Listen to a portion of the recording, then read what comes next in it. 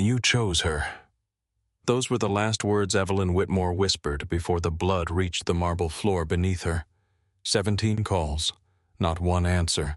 While Chicago drowned beneath freezing rain, Evelyn was alone in a 40-story penthouse fighting to bring Roman DeLuca's child into the world.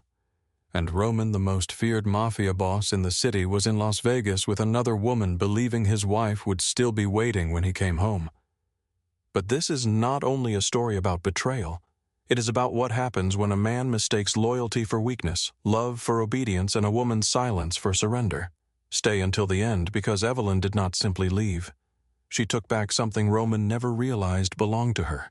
Like this video and tell me in the comments where you are watching from. The message Roman found in the empty penthouse had been written in ink, but its meaning had begun 3 years earlier in a ballroom filled with powerful men who believed they could recognize power on sight. Snow pressed softly against the tall windows of the Chicago Cultural Center that December night. Inside, crystal chandeliers poured warm light across marble columns, champagne towers, and tables dressed in white linen. A string quartet played near the grand staircase while politicians laughed beside union leaders, federal judges, construction executives, and men whose influence had never required an official title. The annual DeLuca Foundation winter benefit was supposed to raise money for children's hospitals. Everyone in the room understood that charity was only part of the evening. Deals were being measured between handshakes. Alliances were being tested through seating arrangements. Old enemies smiled for cameras, while security teams watched from the edges of the room. Roman DeLuca arrived 20 minutes late. Conversation shifted before he had even crossed the entrance. He wore a black tuxedo without a pocket square, his dark hair brushed back his expression, calm enough to make the tension around him feel unnecessary. 2 men followed several steps behind him. They wore expensive suits, but neither looked like a guest.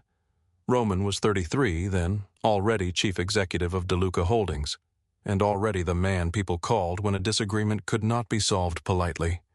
He had inherited money influence and a family name that opened locked doors. Fear, however, he had built for himself. Women noticed him immediately. Some adjusted their dresses.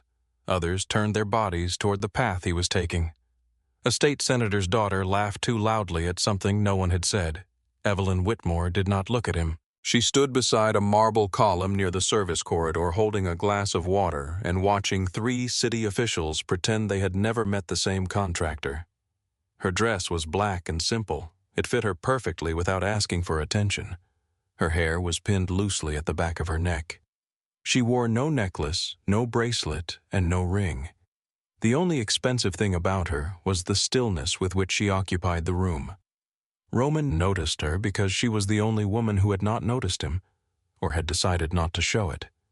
He accepted a handshake from a bank president, answered a question from a councilman, and crossed the ballroom without appearing to change direction. Evelyn saw him coming in the reflection of the glass doors. She did not move. Roman stopped beside her. "You look bored." Evelyn kept her eyes on the officials across the room.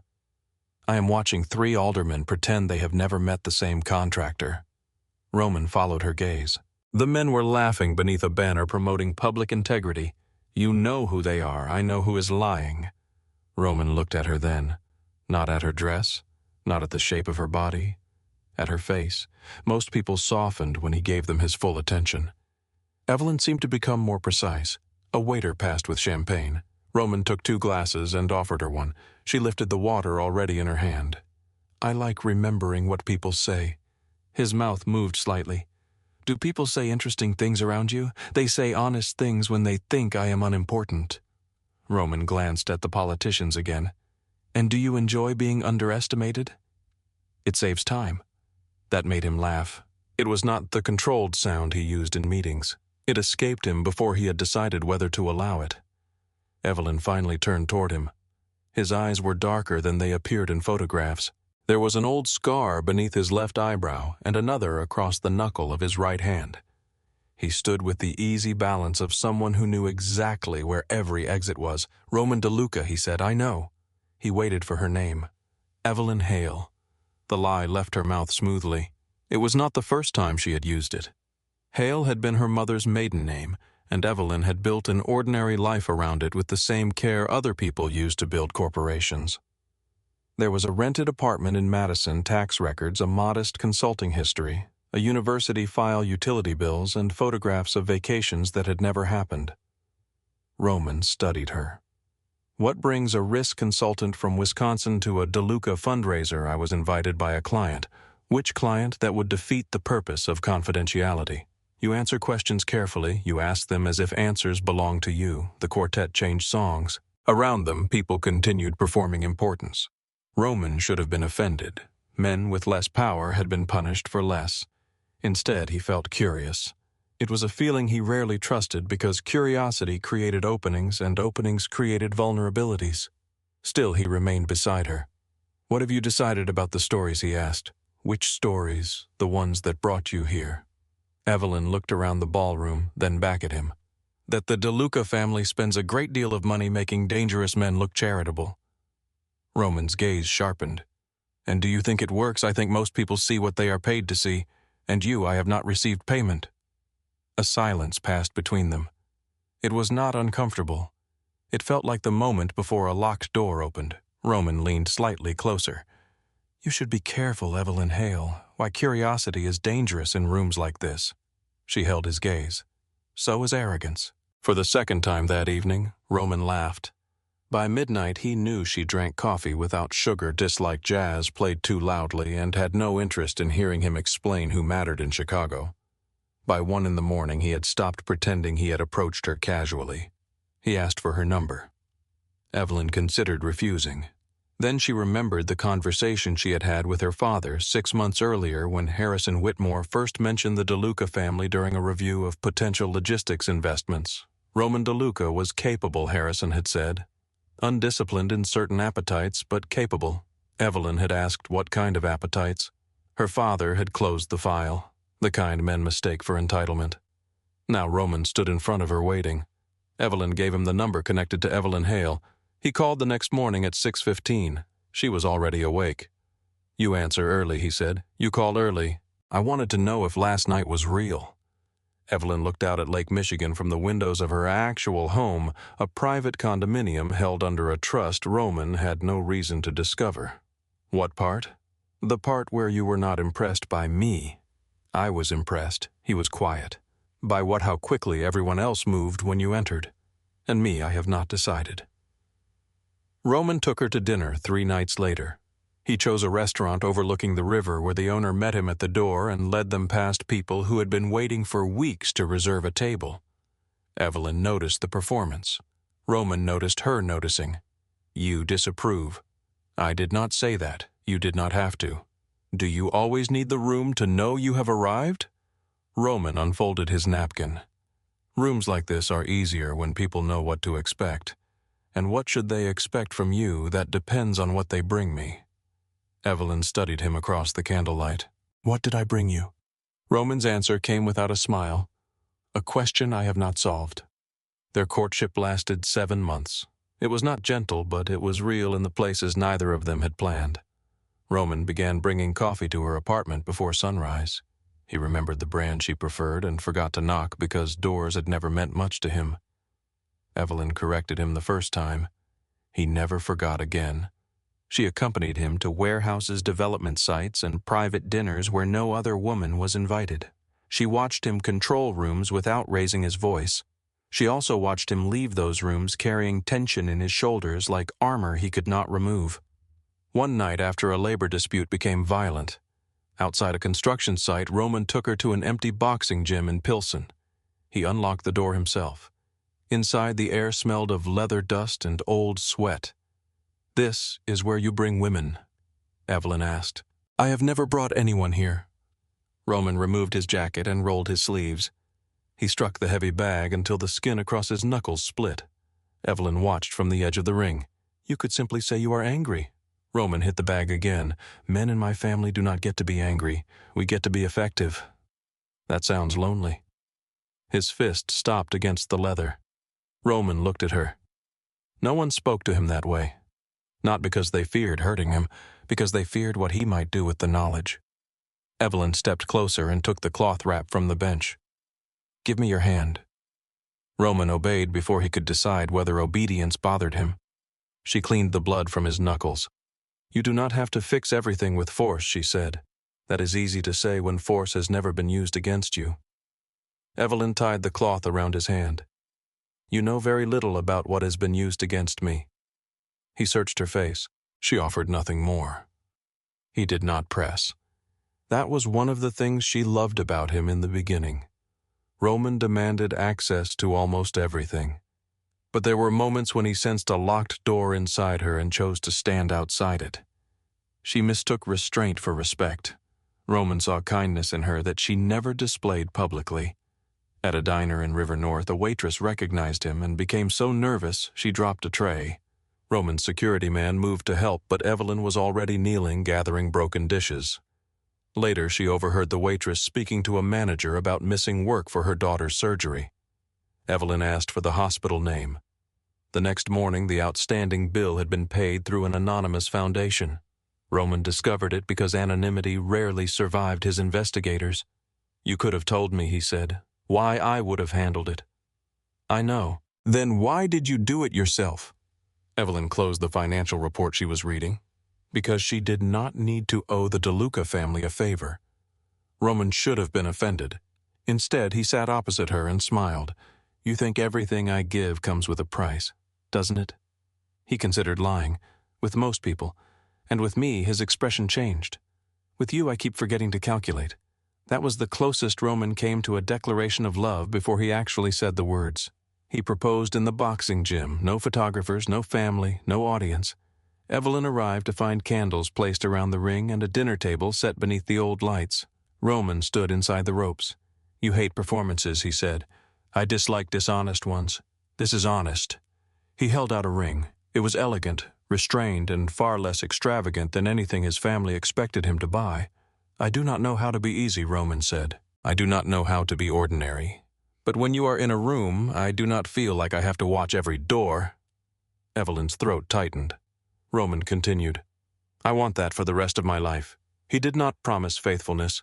He did not promise softness. He promised presence, though neither of them recognized the word. Evelyn said yes. The night before the wedding, she met Harrison Whitmore in a private suite at the Drake Hotel. Her father stood at the window with one hand in his pocket. At 60, Harrison had the kind of face that revealed nothing unless he wanted it to. His hair had gone silver early, but age had not softened him. On the table behind him lay a gray dossier. Roman DeLuca's name was printed across the cover. You investigated him, Evelyn said. I investigate weather before I board a plane. I asked you not to examine his personal life. I did not open that section. She looked at the file. A paper tab marked Vanessa Reed extended from the side. Harrison noticed her attention. You can still walk away. I do not want to. Want is not the same as wisdom. Evelyn turned toward the window. Below them, headlights moved along Michigan Avenue, small and orderly from this height. He loves me. Harrison was silent for a moment. Does he love you, or does he love the version of you that never asks him to look beyond himself? He knows me. Does he? She looked back at him. The question landed harder than she expected. Harrison approached the table. He knows Evelyn Hale. He knows a risk consultant with student loans, a rented apartment, and no family worth mentioning. He knows the version of you that allows him to remain the most powerful person in every room. I wanted to know whether he would choose me without Whitmore attached, and if he fails, Evelyn looked at the dossier again. For one dangerous second, she wanted to open the section marked Vanessa Reed. She did not. If he ever makes me choose between my dignity and this marriage, I want Black Ledger ready. Harrison's expression did not change. It has been ready since the day you met him. Not active? No. No pressure on his companies, no surveillance beyond security threats, no interference with our marriage. Harrison looked at his daughter for a long time. You are asking me to trust a DeLuca. I am asking you to trust me. That is more difficult. Evelyn almost smiled. Harrison stepped forward and touched her cheek. The gesture was gentle enough to reveal how frightened he was. If he hurts, you come home before pride teaches you to call pain patience. The wedding took place at Holy Name Cathedral. The DeLuca family filled one side with dark suits, diamonds, and quiet security. Evelyn's side appeared modest by comparison. Harrison attended under a secondary business identity as Henry Whitmore, an investment advisor from Wisconsin. Most guests barely noticed him. Dominic DeLuca noticed. Roman's father watched Harrison during the ceremony with the narrowed eyes of a man who sensed a familiar kind of danger but could not place it. Roman noticed only Evelyn. When she reached the altar, he looked at her with such complete certainty that for a moment she believed every secret had been worth keeping. Their first year of marriage was happy in fragments. Roman sent flowers after missing dinner. He purchased the Gold Coast penthouse because Evelyn once mentioned liking the view of the lake. He placed armed guards in the lobby and never asked whether the constant surveillance made her feel safe. He kissed her every morning before leaving, even when he was still reading messages over her shoulder. He called her his peace. He expected her to remain peaceful no matter what he brought home. Evelyn saw the contradiction. She also saw the man who removed his shoes quietly when she fell asleep on the couch. The man who remembered her mother's birthday even though Evelyn rarely spoke about her. The man who stood in the kitchen at 2 a.m. learning how to make soup because she had the flu and refused to eat anything prepared by his staff. Love survived on such details. That made everything else easier to excuse. 6 months into the marriage, Roman decided DeLuca Holdings needed national reach. The family controlled construction, freight waste management, and several entertainment properties across Illinois and Indiana. Roman wanted Nevada, Arizona, and the East Coast. The opportunity was real. The clean capital was not. Banks were willing to meet with him, but not willing to forget his surname. Institutional partners admired his profits and feared his history. Evelyn listened as Roman complained about it over breakfast. "The numbers are strong," he said. "They are punishing the company for assumptions." Evelyn turned a page of the financial report. "Some assumptions are based on evidence." Roman looked at her. "Whose side are you on yours? That is why I am telling you the truth." He leaned back. "What would you do?" Evelyn pointed to the report. "Separate the logistics expansion from the parent company. Bring in outside capital through independent vehicles. Build supplier relationships before you announce the acquisition. Make the banks believe stability already exists." Roman studied her. "You have thought about this." "I think about risk." He followed her suggestion. What Roman did not know was that the outside capital came from Whitmore entities separated through multiple layers of ownership. A national supplier agreed to work with DeLuca because Whitmore Global guaranteed part of the volume. An insurance firm reduced its rates because Harrison quietly reassured its board. 3 executives joined DeLuca Holdings after being approached by Whitmore recruiters. A media company began publishing favorable profiles about Roman's transformation from family enforcer to modern chief executive. The growth looked organic. That was the point. Roman worked hard. His strategy mattered. His instincts were often excellent. But the doors opening around him had not opened by accident. Evelyn watched him become more confident. At first, success made him generous. He gave bonuses. He promoted younger employees. He funded a neighborhood clinic. Then the attention grew. Magazine covers, political invitations, meetings in rooms that once would have excluded him. Roman began arriving home later.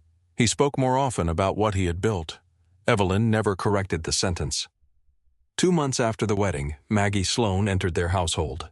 She arrived wearing a navy dress, sensible shoes, and an expression of calm competence.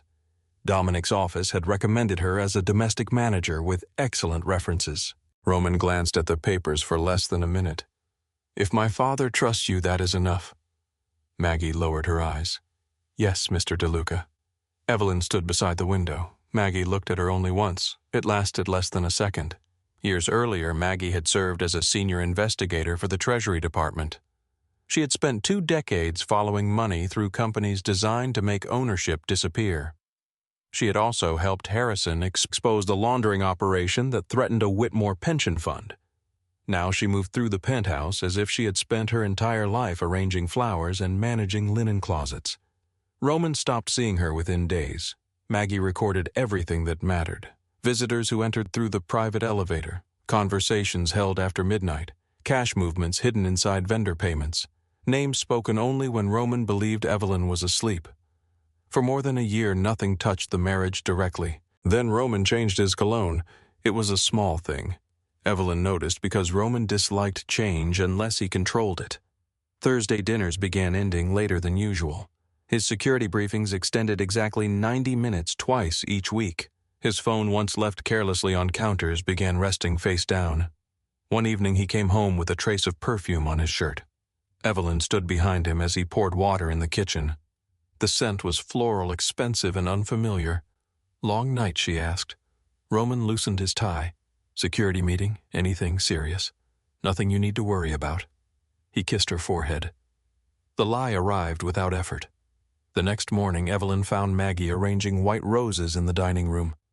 "Is there another woman?" Maggie placed one stem carefully into the vase. "Do you want the truth or proof?" "Both." 6 weeks later, Maggie placed a thin gray folder on Evelyn's desk. Evelyn did not open it immediately.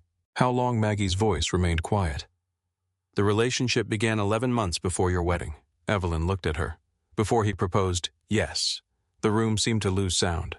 Evelyn opened the folder. Hotel records, private flight logs, restaurant receipts, photographs of Roman entering Vanessa Reed's condominium.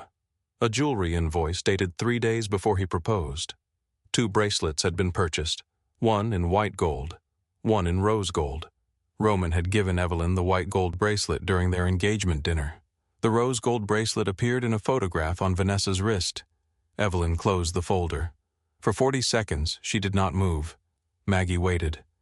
"Does my father know? No. Keep it that way." "Evelyn." "Not yet." That evening, Roman came home after 10. He found her sitting in the kitchen with a cup of tea that had gone cold. He kissed the top of her head. "How was your day?" "Quiet." "Mine was endless." Evelyn watched him remove his cufflinks. "How was the security meeting?" Roman did not hesitate. "Long." The ease of the answer hurt more than the photographs. She could have confronted him. She could have placed the folder between them and watched his face change. Instead, she asked, "Are you happy?" Roman looked surprised. "With what? With us?" His expression softened. "Of course." He leaned down and kissed her. For one moment, Evelyn hated herself for wanting to believe him. Months later, on a gray February morning, she stood alone in the master bathroom with a pregnancy test in her hand. 2 lines had appeared. Clear, immediate, undeniable. Her first emotion was fear. Her second was love, so fierce it felt like another form of fear. She pressed one hand against her stomach. On the counter behind her, Roman's phone lit up. A message preview appeared across the screen. "Vanessa Reed, Vegas is confirmed. Same suite as before." The message on Roman's phone remained visible for only a few seconds. "Vegas is confirmed. Same suite as before." Then the screen went dark. Evelyn stood in the bathroom with the pregnancy test in one hand and the edge of the marble counter in the other. For a moment, the two truths seemed impossible to hold at the same time. A child was beginning inside her. Her husband was still choosing another woman. She lowered herself onto the bench near the bathtub and looked at the 2 lines again. The fear came first. Not fear of the child. Fear of how completely she already loved someone she had never met. Evelyn pressed her palm against her stomach, though there was nothing to feel yet. "You are mine," she whispered. "Whatever happens, you are mine."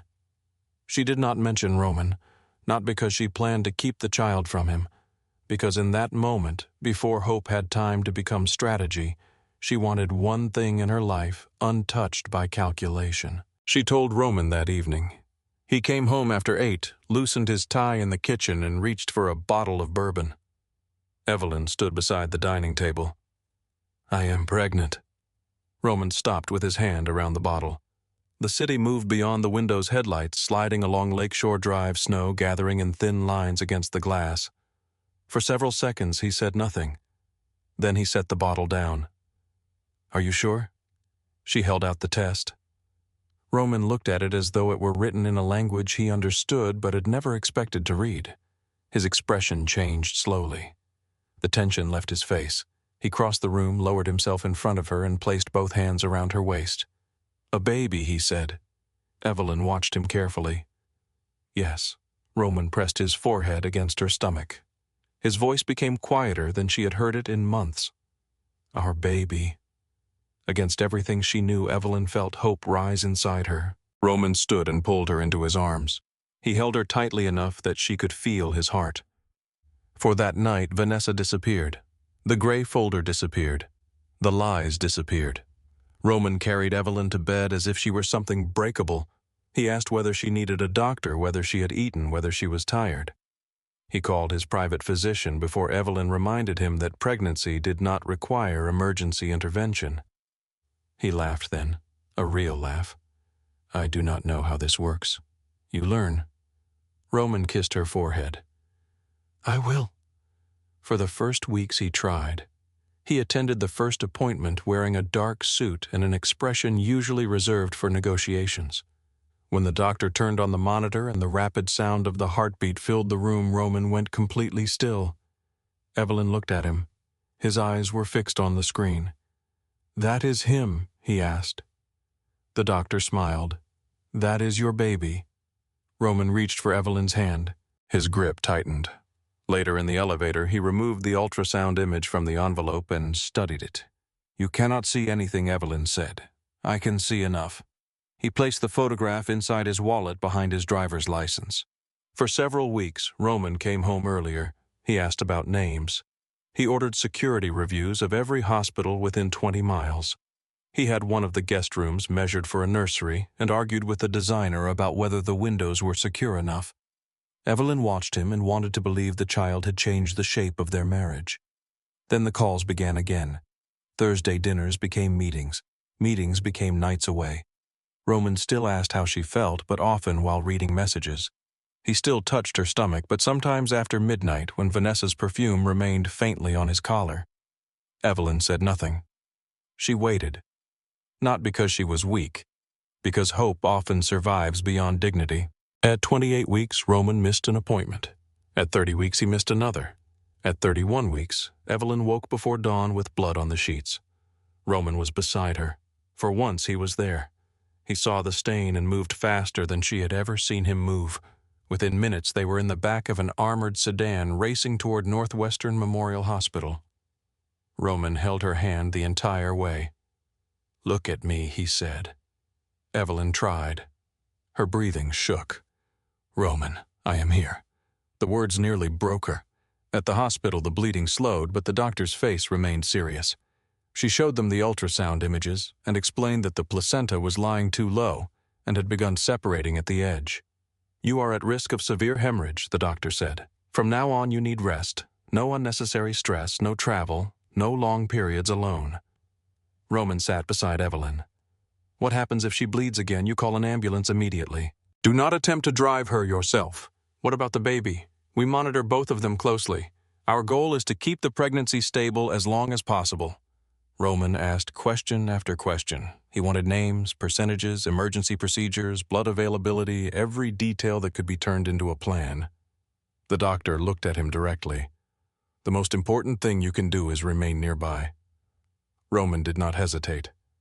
"I am not leaving Chicago until the baby is born." Evelyn turned toward him.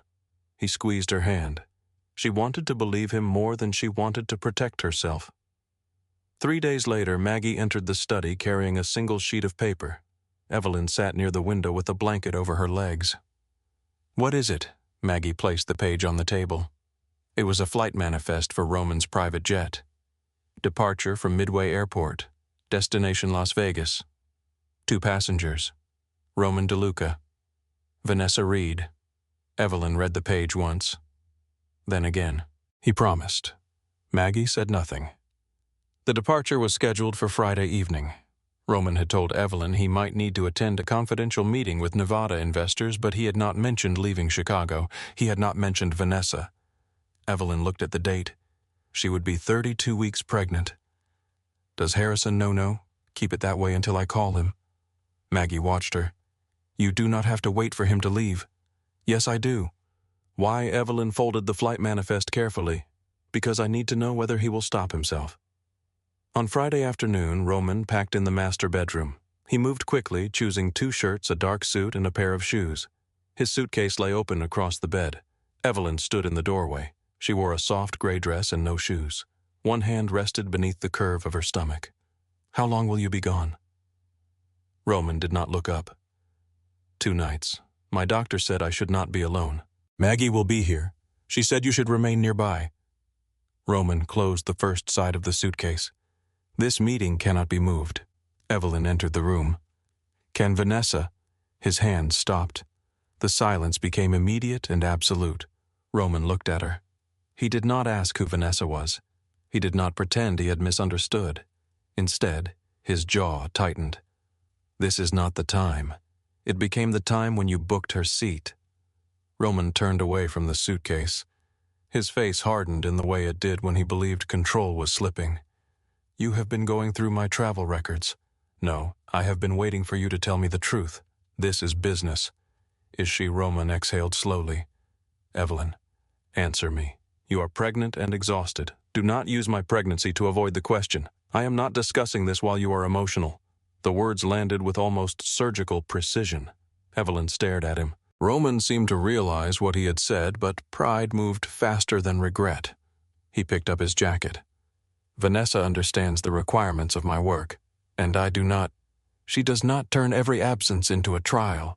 Evelyn's face became very still. Outside, snow tapped softly against the glass. She remembered the gray folder, the 2 bracelets, the Thursdays, the perfume. Every ordinary evening she had allowed him to explain away. She asked one final question. If I ask you to stay, will you? Roman looked at her. The answer was already in the suitcase. He loved Evelyn. Some part of him believed that was enough. He believed he could leave, return, apologize, and find her where he had placed her. I have to go, he said. Evelyn nodded once, then go knowing you were given a choice. Roman reached for the suitcase. For a second, he seemed about to speak. Then his phone vibrated. He looked at the screen. Vanessa was calling. Evelyn saw the name. Roman declined the call, but he still lifted the suitcase from the bed. At the private terminal, wind blew snow across the runway. Roman stood near the stairs of the jet and removed his wallet. The ultrasound photograph was still inside. He looked at the grainy image beneath the terminal lights. Behind him, Vanessa appeared in a cream coat. Roman. He closed the wallet. For one moment, he remained still. Then he followed Vanessa onto the plane. At the penthouse, Evelyn watched the aircraft disappear from a flight tracking screen. Maggie stood across from her in the study. I can have the plane turned around. No. Harrison can close the Nevada airspace connection before they land. No. Maggie's voice softened. You wanted him to choose. He did. Evelyn picked up her phone and called a number she had not used in nearly a year. Harrison answered immediately. Evelyn. He left. A pause. With her yes. Where are you at the penthouse? Are you safe for now? Harrison's voice changed. Not louder, colder. Do you want me to end him? No, you should think carefully before answering. I have. She looked toward the nursery door at the end of the hallway. I want Black Ledger activated. All stages, all financial stages, all legal protections, no violence, no pressure on his family. And the DeLuca files hold them. Evelyn Maggie's records could dismantle more than his company. I know. You are protecting him. I am protecting my son from inheriting a war. Harrison was quiet.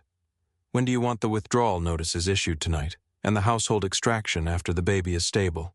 Her father's voice softened by a degree. You should leave now. I need 1 night. For what? Evelyn looked around the room. The furniture Roman had chosen. The paintings she had bought. The home they had assembled around a marriage that no longer existed, to understand that I am leaving. At 2:17 the next morning, pain pulled Evelyn from sleep. At first, she thought it was another cramp. Then the second contraction came. Stronger. She pushed herself upright. The room was dark. Roman's side of the bed was untouched. Evelyn reached for the lamp. When the light came on, she saw blood. A great deal of it. She grabbed her phone and called Roman. The first call rang until voicemail. She tried again. Then again. By the 5th call, she had reached the hallway. By the 9th, she could no longer stand upright.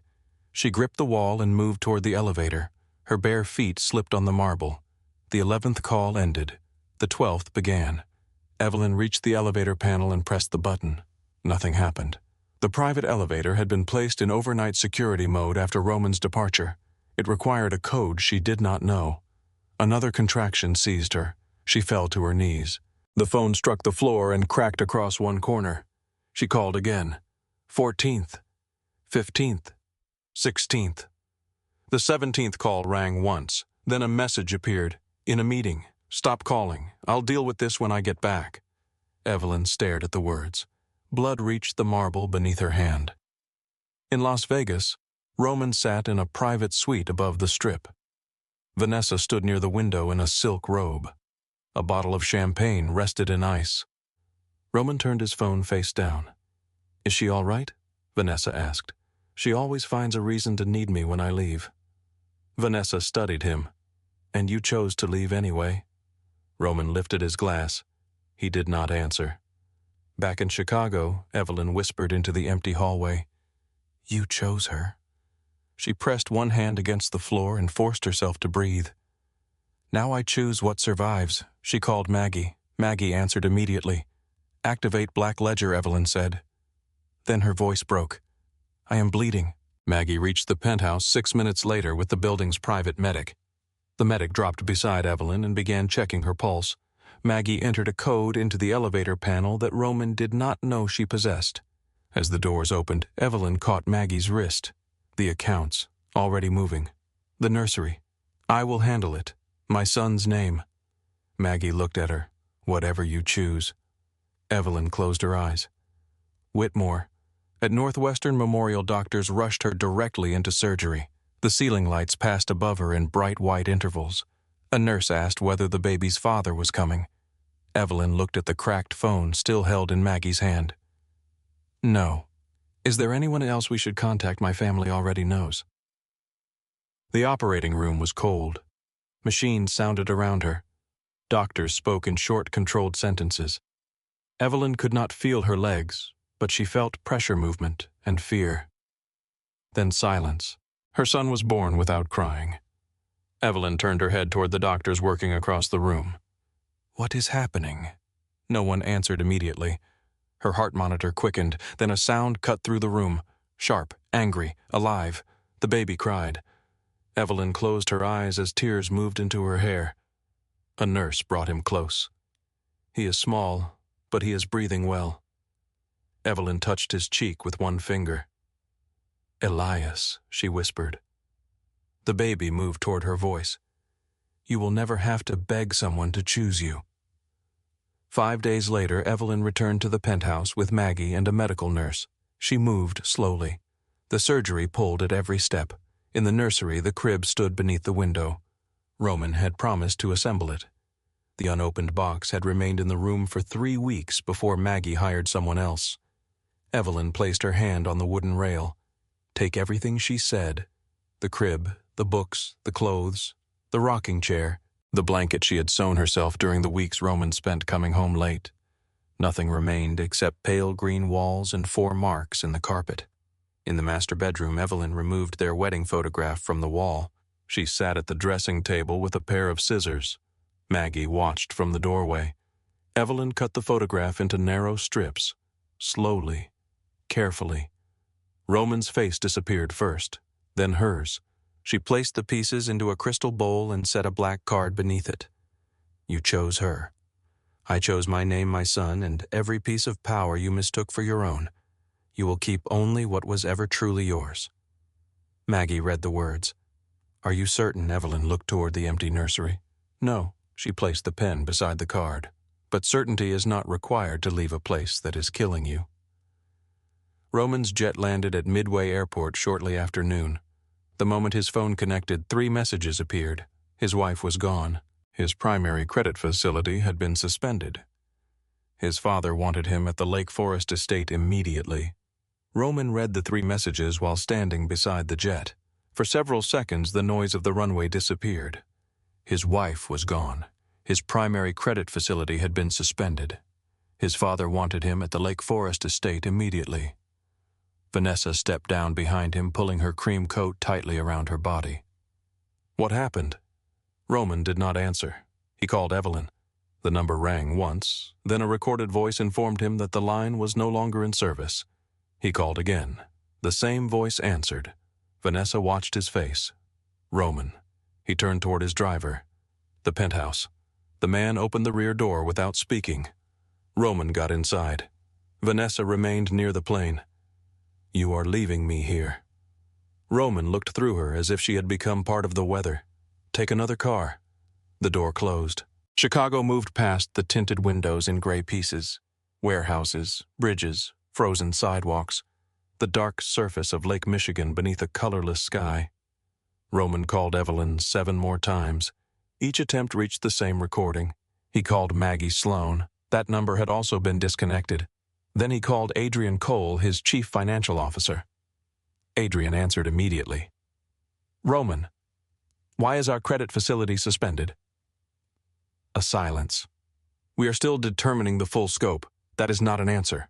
The Whitmore-backed instruments triggered withdrawal provisions this morning." Roman looked out the window. "I do not know any Whitmore-backed instruments. You signed 4 of them, when the original documents were executed 22 months ago. They were part of the Nevada expansion package. I signed expansion agreements with independent investment vehicles. They were independent on paper. The ownership structure leads back to Whitmore Global." Roman's hand tightened around the phone. "How much capital we are calculating? How much 31% of our active operating capital is directly connected? More may be indirectly dependent." Roman said nothing. Adrian continued carefully. 3 suppliers also suspended service this morning. 2 insurance carriers requested immediate review. 7 senior managers have stopped responding. Get everyone into the office. I already have. I will be there after I find my wife. Another pause. "Roman, there is something else. What we received legal notice that the administrative authority on several accounts has changed. Changed to whom Whitmore Strategic Management." Roman ended the call. The car entered the private garage beneath the Gold Coast Tower. His security detail was waiting beside the elevator. Their faces were controlled, but Roman saw the uncertainty underneath. "Who entered the apartment?" he asked. His head of security, Daniel Price, stepped forward. "Mrs. DeLuca returned 5 days ago with Maggie Sloan, a medical nurse, and a private transport team. You allowed them to remove property. Everything taken was listed in Mrs. DeLuca's name or purchased through entities she controlled." Roman stared at him. "You watched my wife empty my home." Daniel held his gaze. "She had legal documents and private security. There was no lawful basis to stop her." "Since when do you need a lawful basis?" The men around them became very still. Daniel lowered his voice. "Since her security team arrived with federal credentials and a court order." The elevator doors opened. Roman stepped inside alone. The penthouse door unlocked beneath his hand. Silence met him. Not the ordinary silence of an expensive home during the day. This silence had been arranged. The air smelled of cleaning solution and cold glass. The warmth of Coffee Evelyn's perfume and the candles she lit in the evenings had vanished. Roman walked into the living room. The furniture remained, but the room no longer looked inhabited. Her books were gone. The ceramic bowl she kept near the window was gone. The wool blanket she folded over the back of the sofa each morning was gone. A painting of Lake Michigan that Evelyn had chosen from a small gallery in Evanston had been removed, leaving a pale rectangle on the wall. "Evelyn." His voice traveled through the apartment without returning. He moved faster. The study was empty of her files. The kitchen shelves held no tea, no glass jars of spices, no handwritten notes tucked inside cookbooks. Roman reached the hallway. The nursery door stood open. He stopped before entering. Pale green walls surrounded an empty room. The crib was gone. The rocking chair was gone. The shelves had been cleared. Only 4 impressions in the carpet showed where the crib had stood. Roman crossed the room slowly. On one wall, a small section of paint remained darker where a framed picture had been. He placed his palm against it. He remembered Evelyn standing in this room several weeks earlier holding paint samples against the wall. She had asked which shade he preferred. Roman had been reading a message. He told her they all looked the same. Now he would have given anything to remember their names. He left the nursery and entered the master bedroom. The closet doors were open. Half the space was empty. Her shoes, dresses, coats, and bags were gone. The dressing table had been cleared except for the crystal bowl. Roman approached it.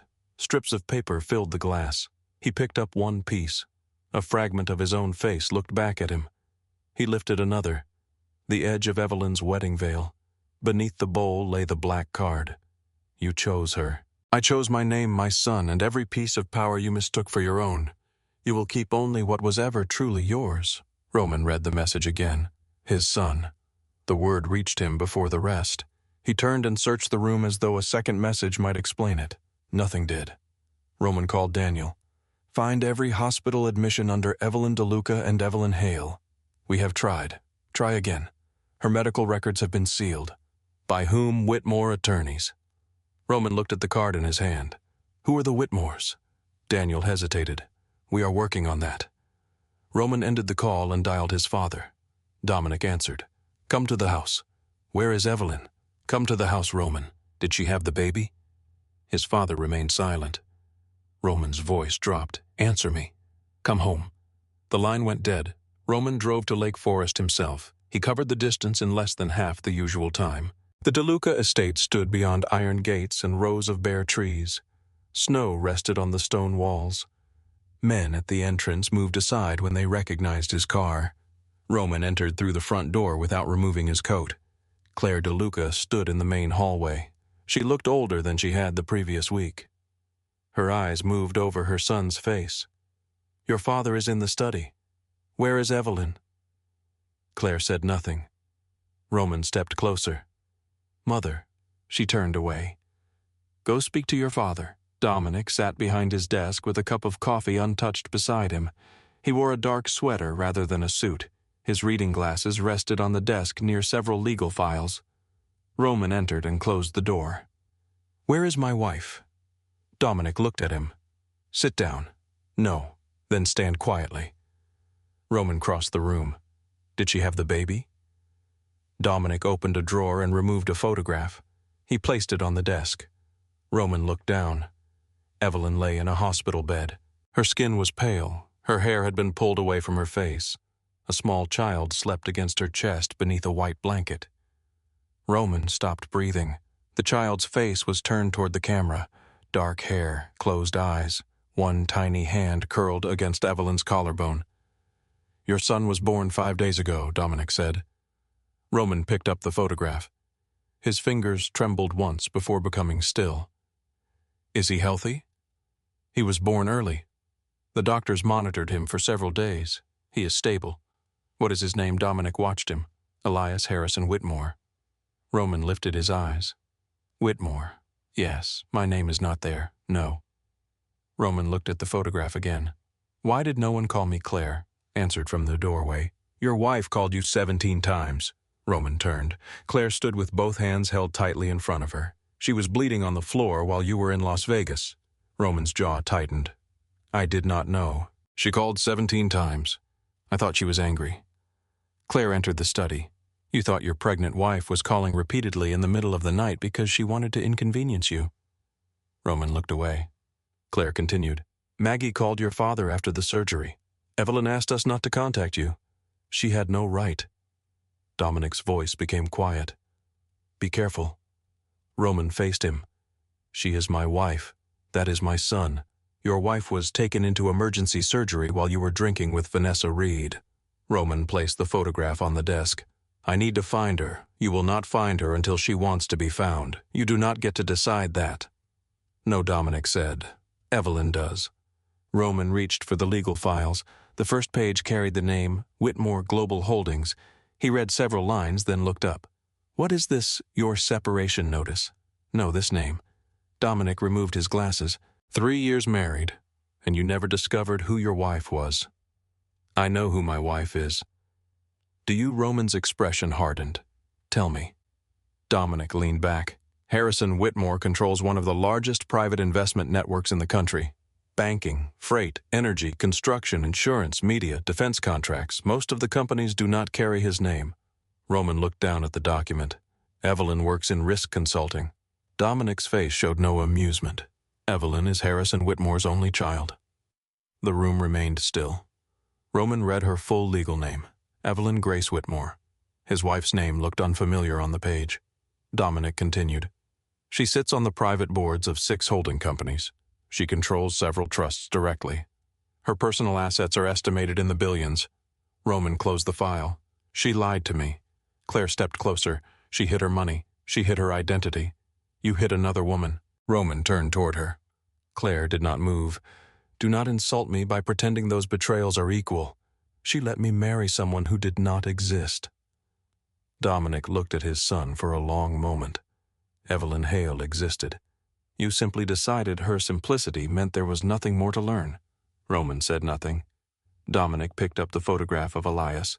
Do you know what color your son's eyes are? Roman stared at him. Gray Claire answered. They look like yours. Her voice broke slightly. He opens them whenever he hears Evelyn speak. Roman's gaze returned to the photograph. Claire continued. You have asked where Evelyn is. You have asked about your accounts and your legal position. You have asked why no one contacted you. She paused. You did not ask whether your son survived until your father told you. Roman looked at her. That is not fair. No, Claire said. What happened to Evelyn was not fair. She left the room. Roman remained beside the desk. Dominic folded his hands. You need to understand the position you are in. I will bring her home. She does not want to come home. She is angry. She is finished. Roman's eyes hardened. You sound certain. I spoke with Harrison Whitmore this morning. Roman became still. What did he say, that his daughter had taken back what belonged to her? And what does he want Dominic's expression changed by a degree? He did not ask for anything. That is not how men like him operate. No, men like us ask for things. Men like Harrison arrange the world until asking becomes unnecessary. Roman left the estate with the photograph in his coat pocket. He went directly to DeLuca Holdings. The building stood in the loop, 30 floors of glass and steel with the family name displayed above the entrance. Inside the executive conference room, Adrian Cole and 6 department heads waited among open laptops and stacks of documents. No one stood when Roman entered. That alone told him how bad the situation had become. Adrian turned a screen toward him. We traced the capital structure. Roman removed his coat. Show me. For 4 hours they followed the money. The Nevada Expansion Fund belonged to an investment company registered in Delaware. That company was controlled by a trust in South Dakota. The trust was administered by another corporation whose voting authority rested with Whitmore Strategic Management. The Arizona Construction Partnership followed a different path and reached the same destination. A logistics firm in Ohio had offered DeLuca favorable access to national routes. Its largest silent investor was a Whitmore pension vehicle. An insurance carrier had reduced premiums because Whitmore Global guaranteed risk coverage through a separate firm. 3 executives Roman had recruited personally had previously worked for companies connected to Harrison Whitmore. None of the relationships were illegal. None appeared coordinated. Together, they formed the hidden foundation of Roman's expansion. Adrian displayed the numbers. 31% of our operating capital is directly affected. If we include contracts dependent on Whitmore-connected suppliers, the exposure is closer to 46%. Roman looked around the table. Why did no one see this? The general counsel answered. The entities were legally separate. That is not an answer. Adrian spoke carefully. The numbers were strong. The terms were favorable. No one looked for a reason to distrust them. Roman leaned over the table. Evelyn arranged all of it. We cannot prove she personally arranged every relationship. But she did. No one argued. Roman looked at the map of companies and contracts. She built a cage. Adrian shook his head. No. Roman faced him. Adrian swallowed. She built scaffolding. We thought it was part of the building. The words remained in the room. Roman sat down. He remembered Evelyn at the breakfast table pointing to financial reports. Separate the logistics expansion from the parent company. Build supplier relationships before announcing the acquisition. Make the banks believe stability already exists. He had taken her advice, then he had accepted the praise. How long before the company runs out of available operating cash without replacement credit? 6 weeks. Sell assets. Several are included in the injunction. Which assets? Adrian pushed a list toward him. Roman read it. The distribution center in Indiana, 2 Nevada properties, the private aviation division, a media licensing subsidiary, load-bearing pieces, everything Evelyn had quietly helped him acquire. Roman's phone vibrated. Daniel had sent a message. Turn on Channel 7. A television was mounted near the conference room wall. Adrian turned it on. Vanessa Reed appeared beneath studio lights. She wore a dark blue jacket and no visible jewelry. Her face had been made to look composed but wounded. A caption beneath her name read, Vanessa Reed speaks about secret relationship with prominent Chicago executive. Roman stood. The interviewer asked Vanessa when she discovered Roman's marriage was not ending. Vanessa looked directly into the camera. He told me the marriage was an arrangement. He said Evelyn knew. He said they lived separate lives and remained together for business reasons. Roman's expression did not change. The interviewer leaned forward. Did you know Evelyn was pregnant? Vanessa paused. Not until this week. That appears difficult to believe. I understand that. Her voice tightened. Roman told me she was using the pregnancy to pressure him. He said the child might not be his. Roman reached for the remote and turned off the screen. No one in the room spoke. He called Vanessa. She answered after 4 rings. You went on television. You lied to me. You knew I was married. I knew the story you sold me. You knew enough. Vanessa laughed once. The sound carried no humor. You said she was weak. Roman's hand tightened around the phone. Vanessa continued. She was bleeding while you were in my bed. Who arranged the interview? You still think everyone has to be bought. Who gave you the records? Someone who wanted me to know what kind of man I had spent 3 years waiting for. Roman looked toward the dark television. Was it Evelyn? Evelyn, I never spoke to her. Then who? Vanessa's voice became quiet. Does it matter? Yes. No, Roman. It matters to you because you need an enemy. You need someone to have planned every consequence so you do not have to admit that most of them began with you. She ended the call. Roman stared at the phone. Adrian closed one of the files. A reporter from a national financial paper called this morning. What did they ask? They have information about our investment structure. How much information? Enough to name several of the Whitmore vehicles. Roman looked toward the windows. Below them, traffic moved through the city he had believed belonged to him. Find Maggie Sloan. Daniel's investigation produced results that evening. Roman sat alone in his office when Daniel entered carrying a file. Maggie Sloan served 21 years with the Treasury Department. Roman looked up. What division? Financial intelligence and money laundering investigations. Daniel placed photographs on the desk. Maggie wearing a federal badge. Maggie testifying before a Senate committee. Maggie standing beside prosecutors after the dismantling of an international laundering network. Roman picked up the last photograph. The woman in it looked nothing like the quiet figure who poured coffee in his kitchen. Or perhaps she looked exactly the same and he had never bothered to see her. How did she enter our household? The placement agency that recommended her was formed 4 years ago. Ownership traces through several companies to a Whitmore trust. Roman leaned back. My wife placed a federal investigator inside my home, yes. For 3 years, yes. What did she collect? We do not know. Roman looked at Daniel. What could she have collected? Daniel hesitated. Conversations, visitor records, financial documents, security movements, names, dates, anything discussed inside the penthouse. Roman remembered late meetings in the dining room, cash deliveries, calls made from the balcony, men who entered through the private elevator because they were never supposed to appear in official records. He had spoken freely because Maggie had been nearby so often that she had become invisible. Can her records support criminal charges? Yes, then why have they not been released? Daniel looked uncomfortable. Perhaps Evelyn does not want you prosecuted. Roman stood and walked to the window. That does not make sense. It may not be mercy. Roman turned. What is it? Daniel answered carefully. She may want you to understand that she could destroy more than the company. That night, Roman returned to Lake Forest. Dominic sat in the dining room with several legal advisors. Roman entered without greeting them. I need access to the family reserves. Dominic dismissed the advisors. When they were alone, he closed the door. No, the company needs temporary liquidity. The Whitmore attorneys filed a civil action against several DeLuca entities this afternoon. Roman's expression hardened. On what basis? They allege that family capital was combined with Whitmore-backed investments in ways that created undisclosed liability. That can be challenged, yes. Then challenge it. We are. Dominic placed a legal notice on the table. But any family funds transferred to your company may become part of the financial discovery process. Roman read the first page. She made helping me dangerous. To all of us. You are choosing them. I am choosing the 60 families whose incomes depend on the rest of this organization remaining protected. I am your son. And that is why you are standing here instead of being removed from the family entirely. Roman looked at his father. Dominic's voice remained quiet.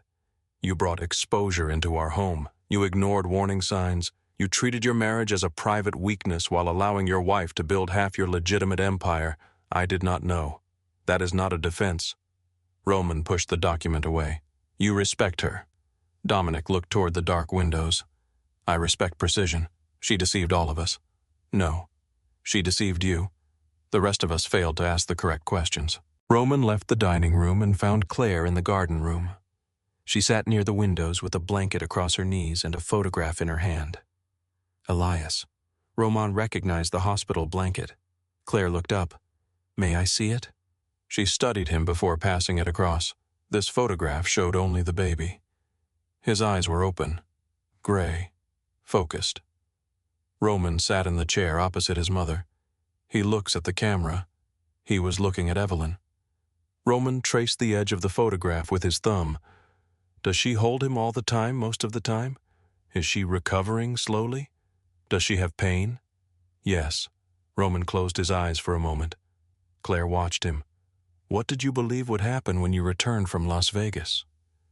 He opened his eyes. I did not think that far. That is the problem. She always forgave me. No, she remained. You decided that was forgiveness. Roman looked at the child in the photograph. I want to see him. Then stop trying to win. He lifted his eyes. What does that mean you filed an emergency petition this afternoon? He is my son. Yes, I have rights. Claire's face tightened. You have only just learned his name and your first instinct is to speak about rights. Roman stood. What should I do? Wait until Evelyn decides I no longer exist. You should become the kind of man whose existence benefits that child. Roman left without answering. The legal response arrived the following morning. 48 pages. Roman read them in his office with his attorneys. The documents included Evelyn's medical diagnosis, the doctor's written instruction that Roman remain nearby, the flight manifest showing Vanessa's name, security footage of Roman boarding the plane, the complete record of Evelyn's 17 calls, his message, in a meeting. Stop calling. I'll deal with this when I get back. A statement from the medic described finding Evelyn bleeding on the marble floor. A surgical report detailed the emergency delivery. A nurse documented Evelyn asking whether her son was alive. Photographs showed Roman and Vanessa entering the Las Vegas hotel while Evelyn was being prepared for surgery. Nothing in the filing accused him with emotional language. It simply arranged his decisions in order. His attorney finished reading and removed his glasses. They anticipated our petition. Roman looked at the pages. How quickly can we challenge it? We can challenge certain claims. The custody hearing is scheduled in 6 weeks. I am not waiting 6 weeks. I strongly advise against attempting direct contact. Roman looked at him. Do you? Yes. You are fired. The attorney went still. Roman gathered the documents. Every lawyer on this matter is finished. By the afternoon, he sat across from Catherine Shaw in a quiet Washington law office overlooking the Chicago River. Catherine had spent 12 years as a federal prosecutor before entering private practice. She wore a charcoal suit, no jewelry, and an expression that did not change while Roman described the previous week. When he finished, she closed the file. You are treating this as a war over property. It is a war. No. Her voice was calm. It is a test. Roman leaned back. What is she testing your priorities? My wife withdrew capital from my company, removed my son, and prepared legal action against my family. She exercised contractual rights over capital her family controlled. She moved herself and her child to a secure location after a medical emergency. She filed documents supported by evidence. Catherine folded her hands. The structure around your business is legally sound. The withdrawals are legal. The injunction is aggressive but defensible. I can challenge parts of it. I can slow the damage. I cannot pretend she committed fraud because she did not. Roman's jaw tightened. She built a dependency without telling me, yes. And now she is using it against me. She removed it. That distinction does not matter. It matters legally. Catherine opened the custody file. You want 2 things. You want your company restored and you want access to your son. Yes. You cannot pursue both in the same way. Roman stared at her. Explain. An aggressive financial campaign will require pressure, discovery, public accusations, and attacks on Evelyn's credibility. Every one of those actions can be introduced in family court as evidence that you prioritize control over stability. She designed that. Catherine's gaze remained steady. She did not create your instincts. She created a situation in which they can be observed. Roman looked toward the river. What are you saying? I am saying the methods you normally use to save your empire may cost you your son. The room became very quiet. Roman thought of the photograph in his coat pocket. Gray eyes looking toward Evelyn. Catherine pushed the two files apart on the table. The business, the child. You have spent your life proving that no one can take anything from you, she said. Roman looked at the space between the files. For the first time, the question was not whether he could defeat Evelyn. It was whether the man who defeated her would be someone his son should ever know. The question followed Roman out of Catherine Shaw's office. Would the man who defeated Evelyn be someone his son should ever know? He carried the business file under one arm and the custody file beneath the other. By the time he reached the elevator, the two folders felt heavier than anything he had ever held. The doors opened. Roman stepped inside alone. For most of his life, choices had been simple because power reduced them to outcomes. If a supplier resisted, he found another weakness. If a rival threatened him, he removed the threat. If a judge delayed a decision, someone reminded the judge which families had helped build the city. Problems became manageable when fear entered the room. Evelyn had created a problem fear could not solve. The elevator descended through the glass tower while the Chicago River moved below dark beneath the winter sky. Roman opened the custody file. The first page carried his son's name, Elias Harrison Whitmore. He read it again. Then he closed the folder. That evening he returned to the Gold Coast penthouse. The apartment was colder than before. He left the lights off and walked directly to the nursery. The empty room waited at the end of the hallway. Roman entered and sat on the floor. He placed the custody file beside him and opened his phone. 17 missed calls from Evelyn remained in the record. He had not deleted them. The first came at 2:17. The second came less than a minute later. The calls continued with shorter spaces between them. Roman studied the times. 2:17, 2:18, 2:19, 2:21. By the 9th call, she must have understood something was wrong. By the 12th, she must have been afraid. By the 17th, she was already bleeding badly enough that the medic later described her pulse as unstable. Roman pressed the phone against his palm. He tried to remember what he had been doing when the first call arrived. Vanessa had been pouring champagne. Music had been playing from the hotel speakers. He had been reviewing a contract he did not need to review that night. The trip had not been necessary. The meeting could have happened in Chicago. Vanessa did not need to attend. Every explanation he had offered himself collapsed beneath the simplicity of the truth. He had gone because he wanted to. He had ignored Evelyn because he believed she would still be there when he returned. Roman opened the message he had sent. In a meeting. Stop calling. I'll deal with this when I get back. He read the words until they no longer looked like language. He imagined Evelyn on the marble floor. He imagined her seeing the message. He imagined the moment she understood that even 17 calls could not make him choose her. Roman lowered his head. He had experienced regret before. Regret over lost contracts. Regret over trusting the wrong man. Regret over decisions that had cost money, loyalty, or blood. Those regrets had always been calculations. This was different. It had weight. It settled beneath his ribs and made breathing feel like work. He looked around the empty nursery. Evelyn had already known about Vanessa. She had already built legal protections. She had already prepared the withdrawal of the Whitmore capital. She had already accepted that the marriage might end. Yet she had called him 17 times. Some part of her had still believed he might answer. That understanding broke something in him more completely than the frozen accounts or the empty penthouse ever could. Roman remained on the floor until morning. At 6, he entered the bedroom. The crystal bowl sat on the dressing table. He lifted it carefully. The strips of their wedding photograph shifted against the glass. He remembered that day. Evelyn walking toward him beneath the cathedral lights. The small movement of her lips when she tried not to cry. The pressure of her fingers in his. He remembered promising to protect her. At the time, he had believed protection meant guards, locked doors, armored cars, and men with weapons. He had never considered that the person she might need protection from was him. Roman set the bowl down. He went to his study and found a sheet of paper. For 10 minutes, he stared at the blank page. His first sentence sounded like a negotiation. He tore it up. The second sounded like a defense. He tore that one up too. The third began with an apology but moved immediately toward what he wanted. He destroyed it. Roman had spent his adult life choosing words for their effect. He knew how to make men feel threatened without speaking openly. He knew how to make offers sound like generosity when they were commands. He knew how to say enough truth to make a lie believable. He did not know how to write without strategy. He began again. "Evelyn, I heard your calls." He stopped. The sentence was false. He had seen the calls. He had chosen not to hear them. Roman crossed out the words. "Evelyn, you called me 17 times, and I decided that whatever you needed could wait." He continued slowly.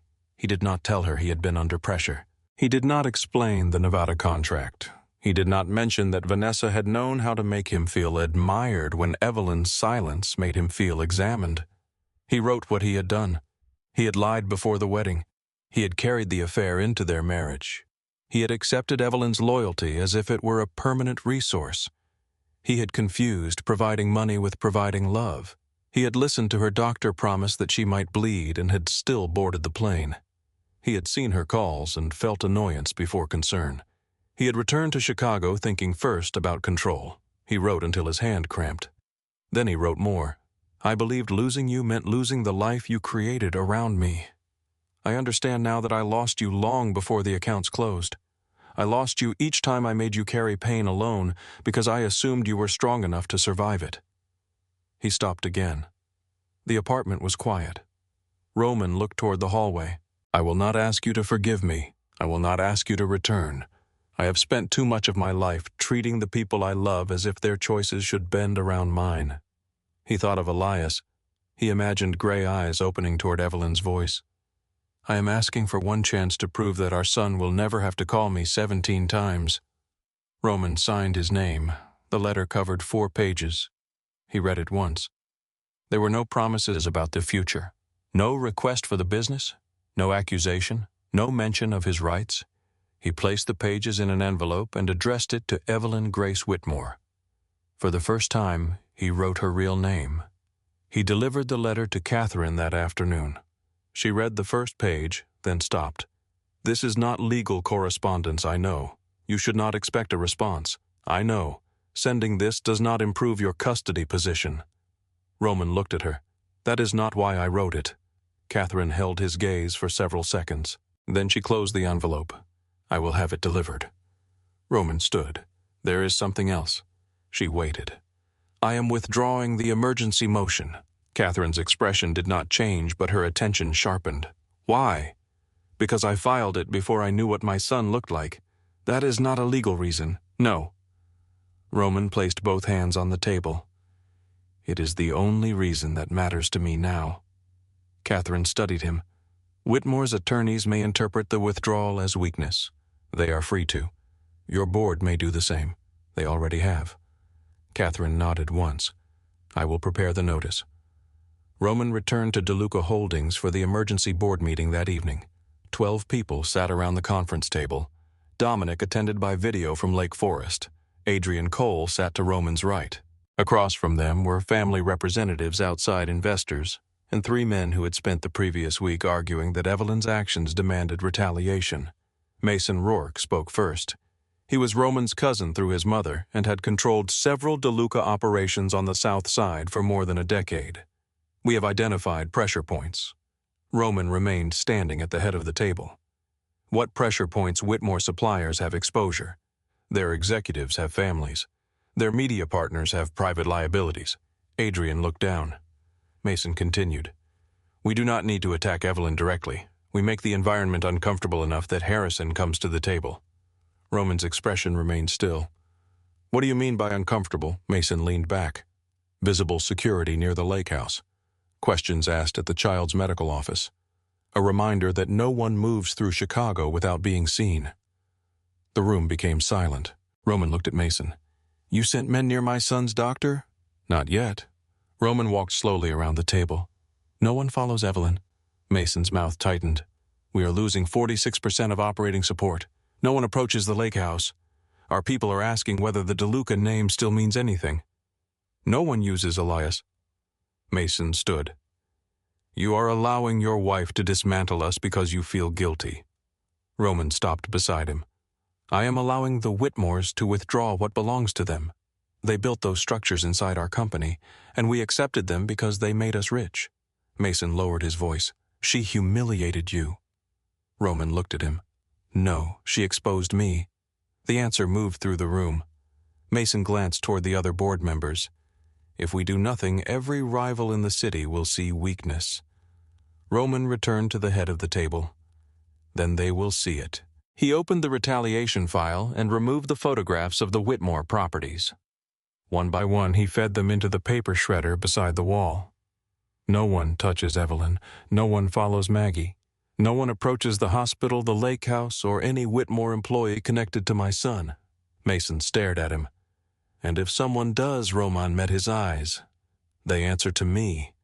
The old threat was still present in his voice, but its direction had changed. Roman turned to the board. I am stepping down from operational control for 90 days. Adrian looked up sharply. Roman continued. An independent audit will review every business division. Any operation that cannot survive legal review will be closed. One investor pushed back from the table. That could destroy the company. The company is already collapsing. You are surrendering. Roman looked toward the dark windows. No, I am finding out what belongs to us. Dominic's voice came through the screen. And who will lead during the review, Adrian? Adrian shook his head. Roman, you know the legitimate structure better than anyone. Catherine Shaw will supervise outside compliance.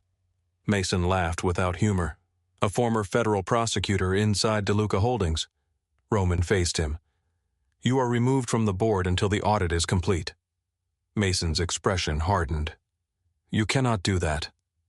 Roman slid a folder across the table. It contained evidence of unauthorized withdrawals from a DeLuca construction account. Mason looked down. Roman said nothing more. 2 security men entered. Mason stared at him for several seconds, then left without resistance. The board meeting continued past midnight. Roman accepted the suspension of several projects. He approved the sale of his private aviation division. He agreed to release control over accounts he had once considered untouchable. Each signature reduced the size of his empire. For the first time, the loss did not feel like Evelyn's attack. It felt like an accurate measurement. At the Whitmore Lake House in Wisconsin, Maggie placed Roman's letter on the kitchen table. Evelyn was standing near the window with Elias against her shoulder. Snow covered the frozen lake beyond the glass. Who sent it, Roman? Evelyn looked at the envelope. His handwriting crossed the front. Evelyn Grace Whitmore. She had not seen him write her full name before. What does he want? Maggie removed her coat. He did not send terms. Everyone sends terms. This appears to be a letter. Evelyn gave a tired laugh. With Roman, those are usually the same thing. She left the envelope unopened. The first day it remained on the table while she fed Elias, slept in short intervals, and met with attorneys. The second day she moved it to the desk in her bedroom. The third night, Elias woke shortly after 2. Evelyn carried him downstairs. She warmed a bottle and sat near the fireplace while the room filled with the quiet sounds of his breathing. The envelope remained on the table. Evelyn looked at it. Then she opened it. She expected beautiful regret. Roman could make language sound sincere when he needed something. Instead, she found details. He named the hospital appointment, the promise he broke, the sentence he sent while she was bleeding, the way he had made her strength into an excuse to abandon her. He did not write that he was sorry she felt hurt. He wrote that he had hurt her. Evelyn read the 4 pages twice. By the end, tears had reached her chin. She wiped them away before they could fall onto Elias's blanket. Harrison entered quietly from the hallway. He had been staying in the guest house but rarely slept through the night. His eyes moved to the letter. What does he want to become Elias's father? He already is. No. Evelyn looked down at her son. He is Elias's biological father. He is asking to become someone Elias knows. Harrison approached the fire. Do you believe him? Evelyn folded the pages carefully. I believe he believes himself tonight. That is not change. No. She placed the letter beside her. Change takes longer than a night. Harrison sat opposite her. You do not owe him access because he found the correct words. I know. You do not owe him relief from consequences. I know. Her father watched her. Do you still love him? Evelyn looked toward the dark window. The answer hurt because it remained true. Love was never the question. 3 weeks later, Evelyn agreed to meet Roman. The location was a private conservatory outside Milwaukee. It belonged to a Whitmore Foundation and remained closed to the public during winter. Glass walls rose around tropical trees and stone paths. Warm moisture softened the air. Water moved quietly through an indoor stream. Roman arrived 40 minutes early. He wore a dark coat, no tie, and no visible weapon. Maggie watched him pass through security. "You came alone," she said. "Yes, that must feel unfamiliar." "It does." Maggie searched him with professional efficiency. Roman did not object. When she finished, she looked at him. "I found her on the floor." Roman's face tightened. Maggie continued. She was conscious. She was trying not to frighten the medic. She apologized for bleeding on the marble.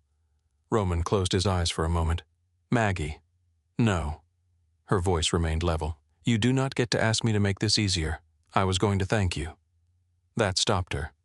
Roman looked at her directly, for answering. Maggie studied him. Then she stepped aside.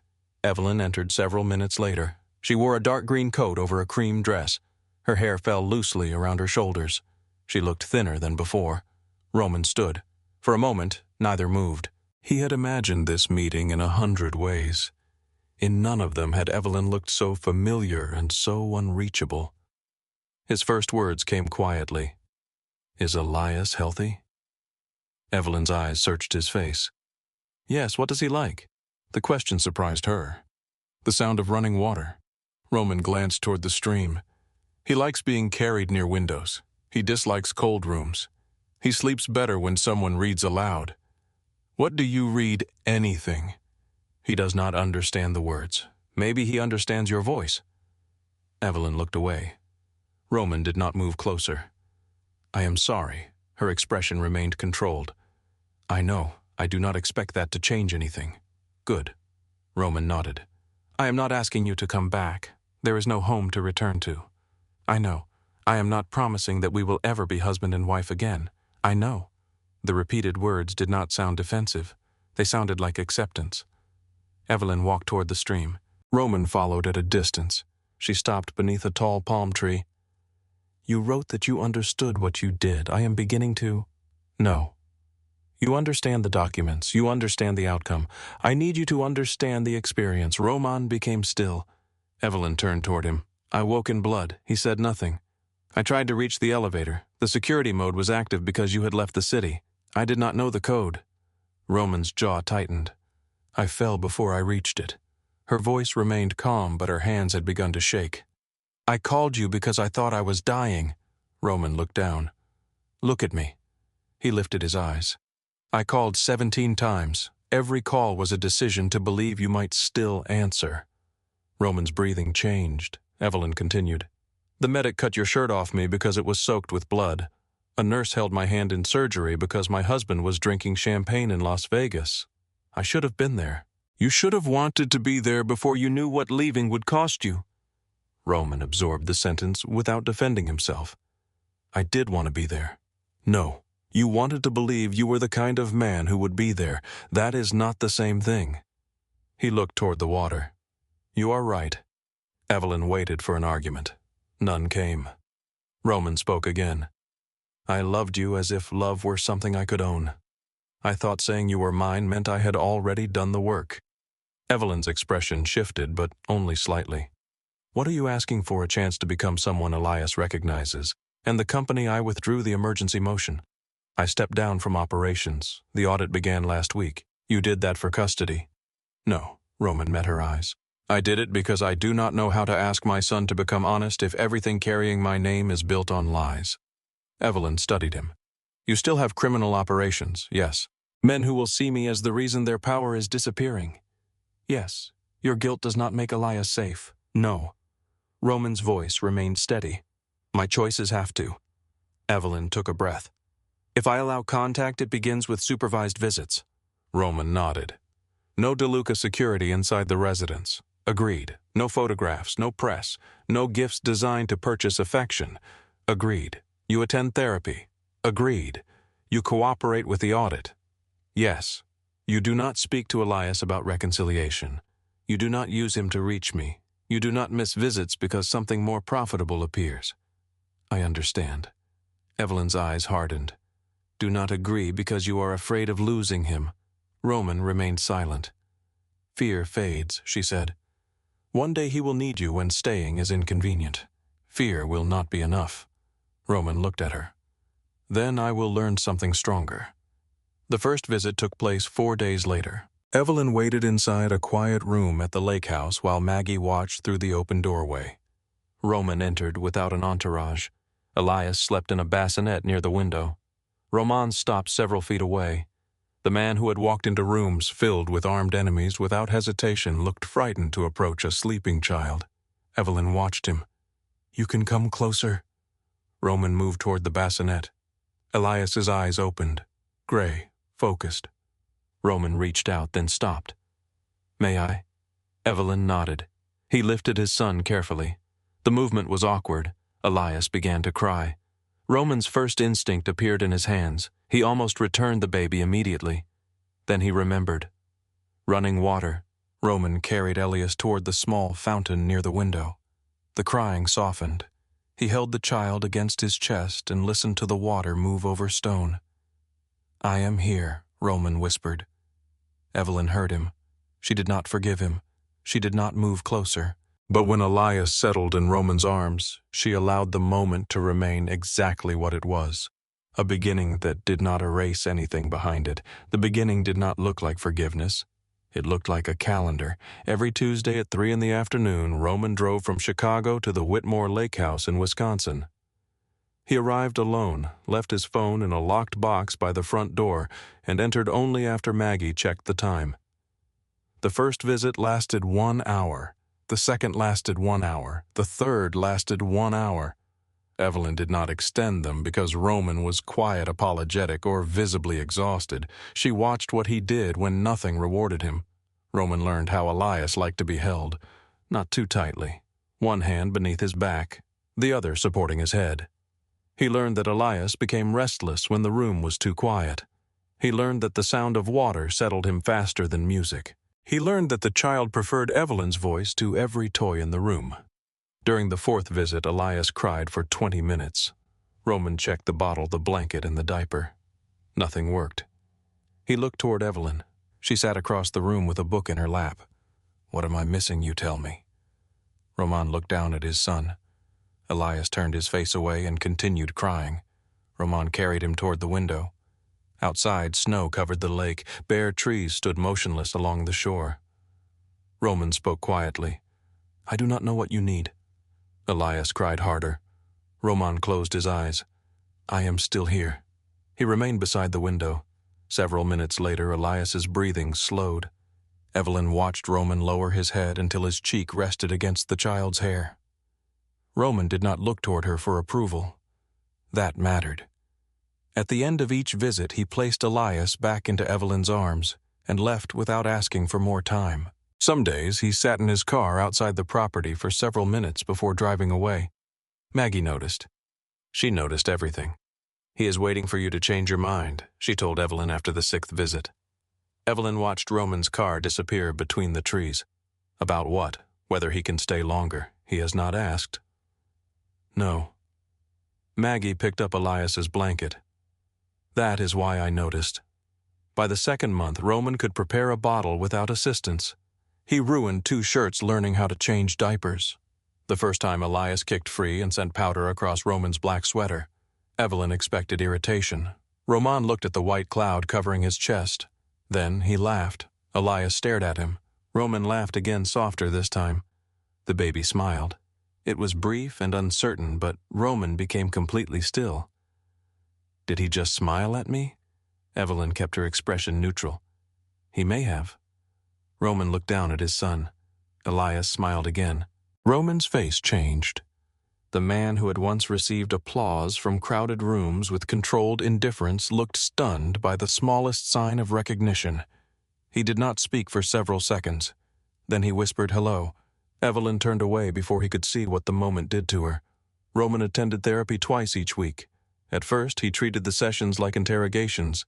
He answered only what was asked and measured every sentence before releasing it. His therapist, Dr. Helen Grant, refused to be impressed by his restraint. "You control language because you believe control prevents humiliation," she said during their third session. Roman sat across from her in a plain office with no security outside the door. "I control language because words have consequences. Silence also has consequences." Roman thought of 17 calls. Dr. Grant continued, "When did you first learn that needing someone was dangerous?" Roman looked toward the window. He did not answer that day. The question followed him for a week. He returned with a memory from childhood. He was 9 years old. Dominic had been shot outside a restaurant. Claire had taken Roman and his younger sister into a locked bedroom while men moved through the house below. Roman remembered asking whether his father would die. Claire had held his face and told him not to cry where the men could see him. The family needed strength. Roman had spent the rest of his life making certain no one saw fear, need, or uncertainty. Evelyn had not married strength. She had married a man who had turned fear into a permanent way of living. At DeLuca Holdings, the independent audit spread through every division. Catherine Shaw brought in accountants, compliance officers, and former federal investigators. They reviewed contracts, payroll records, property transfers, and relationships Roman's family had protected for decades. Several executives resigned before they could be questioned. 3 managers were dismissed. 2 divisions were suspended. Roman attended every review meeting without demanding private exceptions. Adrian Cole watched him sign documents that reduced the value of the company each week.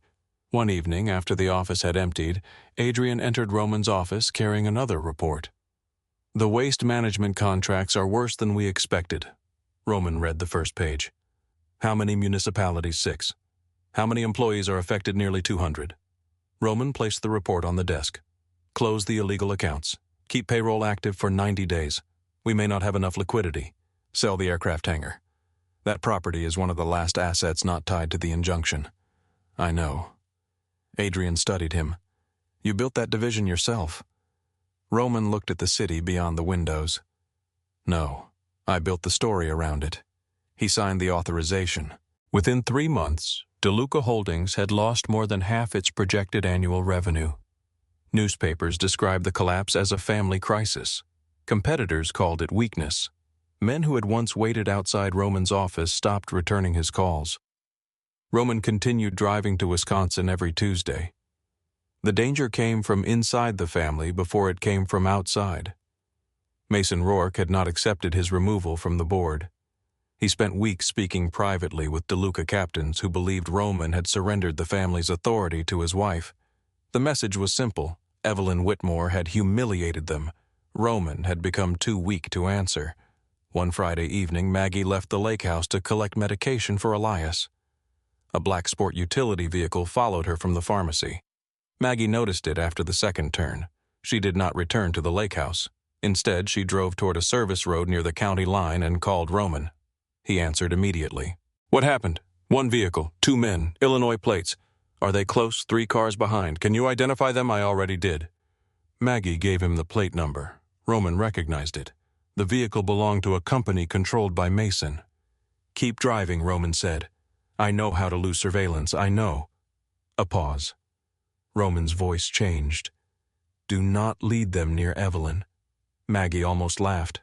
"That was not my plan." Roman called Daniel Price. Within 20 minutes, DeLuca security intercepted the vehicle outside Kenosha. The 2 men surrendered when they realized who had ordered the stop. Roman met them in an empty warehouse near the state line. Mason arrived an hour later. He entered with 2 armed men. Roman stood alone beneath the warehouse lights. Mason looked around. "No guards. I do not need guards for this conversation. You removed me from the board. Now you drag my men across state lines." They followed Maggie. They watched her. That is the same thing. Mason spread his hands. "We needed to know where Evelyn was keeping the child." Roman's face became still. "You already knew the lake house. We needed access patterns. Why? To create leverage." Roman looked at the 2 men who had followed Maggie. Neither met his eyes. Mason continued. "Harrison Whitmore understands money. Men like him respond when money stops being the safest concern." Roman stepped closer. "You went near my son. We did not touch him. You went near him." Mason's jaw tightened. You are destroying the family for a woman who left you. Roman remained calm.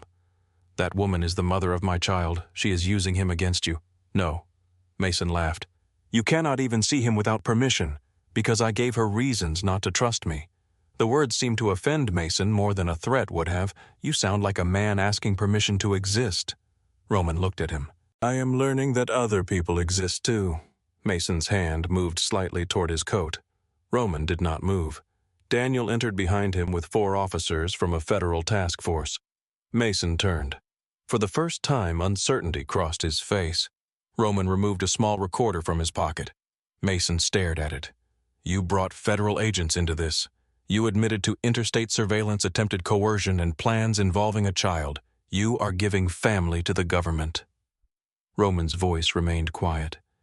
You stopped being family when you made my son a target. Mason stepped toward him. The agents raised their weapons. Roman did not look away. Mason was arrested before midnight. Dominic called Roman while he was driving back to Chicago. You handed him over. Yes. He knows things about us. Yes. He may speak. I know. Dominic remained silent for several seconds. 5 years ago, you would have killed him. Roman looked at the dark highway ahead. 5 years ago, I would have called it protection. What do you call this? Ending the danger without becoming it. Dominic breathed slowly through his nose. You sound like Evelyn.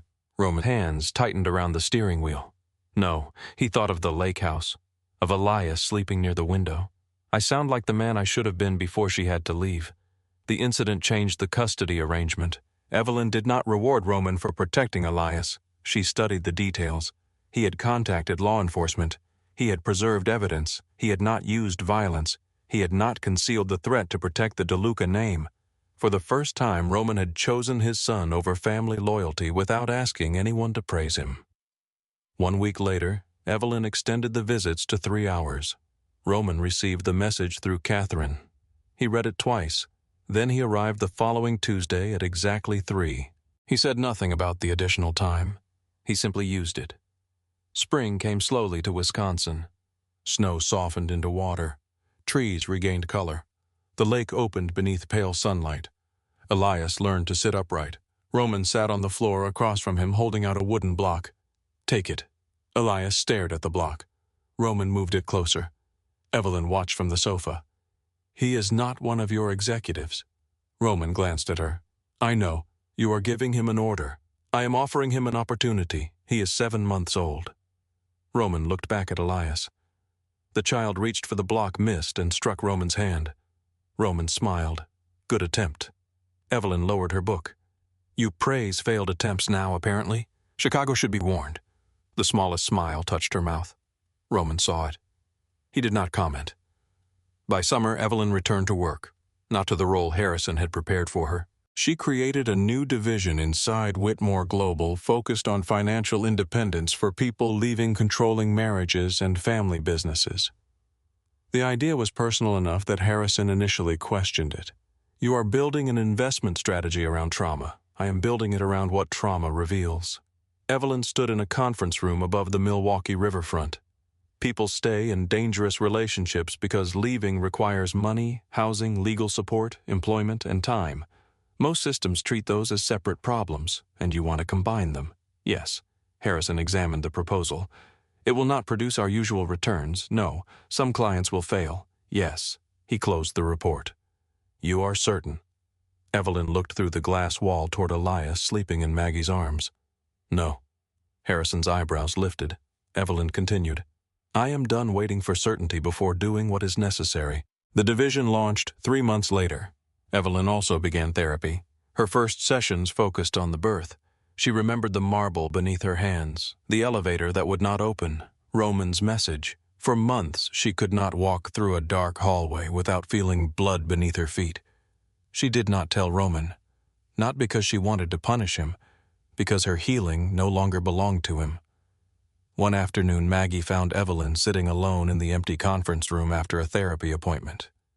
You missed lunch. I was thinking, that has rarely improved anyone's appetite. Evelyn looked at the closed folder before her. I spent years waiting for Roman to fail a test he did not know he was taking. Maggie sat across from her. He still made the choices. I know. You did not create Vanessa. No. You did not put him on the plane. No. Evelyn traced one finger along the folder's edge. But I built protections before I built honesty. I watched. I documented. I waited for proof because proof felt safer than confrontation. You confronted him before Las Vegas, after years of silence. Maggie considered her. What are you saying, that black ledger saved me? Yes, it also allowed me to believe control was the same as courage. Maggie leaned back. You sound like Roman. Evelyn almost smiled. That is not reassuring. It should not be. Evelyn looked toward the window. I will never build another relationship around a secret test. Maggie nodded. That sounds expensive. It usually is. 1 year after Elias was born, both families gathered at the lake house for a small birthday dinner. Claire brought too many gifts. Dominic brought a silver cup that had belonged to Roman as a child. Harrison brought nothing visible. Evelyn later discovered that he had purchased a small piece of protected woodland in Elias's name. Roman arrived carrying a wooden horse he had made himself. The legs were uneven. The paint had dried in small ridges. Evelyn turned it over in her hands. You made this. Roman removed his coat. I had assistants, from whom a carpenter who stopped speaking to me after I rejected his first 4 designs. Evelyn looked at the uneven horse again. You could have bought one. I know. Elias preferred the wrapping paper. Roman sat on the floor and watched him tear it apart. Later, Elias pulled himself upright against the sofa. Everyone stopped speaking. He released one hand, then the other. Evelyn knelt several feet away. Come here. Elias took one uncertain step, then another. His knees shook. He turned toward Roman. Roman was sitting near the fireplace. For a moment, Roman did not move. Elias stepped away from Evelyn and crossed the room. The last step became a fall. Roman caught him. Elias laughed against his chest. Roman's face opened with the same startled joy Evelyn had seen at the first smile. No control, no calculation. Only wonder. Evelyn watched him hold their son. Later that evening, Roman approached her near the kitchen. I want to ask about unsupervised visits. Evelyn's expression cooled slightly. Roman continued. Not tonight. Not because of what happened in the living room. She waited. I want to know what conditions you would need. My attorney will review your therapist's reports. All right. The audit must be complete. It should be finished within 2 months. Mason's case must be resolved. Roman nodded. And Elias must be comfortable being away from me. Yes. Evelyn studied him. You are not going to argue. No, you used to argue with locked doors. I used to believe every locked door was an insult. And now, sometimes it is a boundary. 2 months later, Roman received permission to spend 4 hours alone with Elias. The first visit took place at a secured house owned by the Whitmore Foundation. Evelyn remained in a separate building on the property. She expected anxiety. She did not expect how physical it would feel. Every few minutes she looked toward the window. Maggie sat nearby reading. You chose this, I know. You can change your mind, I know. Then stop pretending you have no power. Evelyn folded her hands. I am not afraid Roman will hurt him. What are you afraid of? Evelyn watched the distant house. That Elias will love him. Maggie closed the book. Children do that. What if Roman leaves again? Then Elias will have you. That does not erase being left. No. Maggie's voice softened. But preventing love does not prevent grief. It only makes grief arrive earlier. When Roman Elias was asleep against his shoulder. Roman had a stain on his shirt and a small scratch along his jaw. What happened? Evelyn asked. He threw a spoon. You were injured by a spoon. He has excellent aim. Roman transferred Elias carefully into her arms. Evelyn looked at the sleeping child. Did he cry for 7 minutes after you left? What did you do? I told him you were coming back. Evelyn looked at Roman. He added quietly, and I stayed until he believed me. 2 years after the night in Las Vegas, DeLuca Holdings no longer resembled the company Roman had once ruled. The illegal divisions were gone. Several properties had been sold. Revenue had fallen sharply. The headquarters occupied 6 floors instead of 30. Roman moved into a smaller office with no private elevator. He built a legitimate regional logistics company from the assets that survived the audit. No Whitmore capital supported it. No hidden family money entered the accounts. Every contract carried his signature and could survive public review. Adrian remained chief executive. Roman served as chairman but spent fewer hours in the office.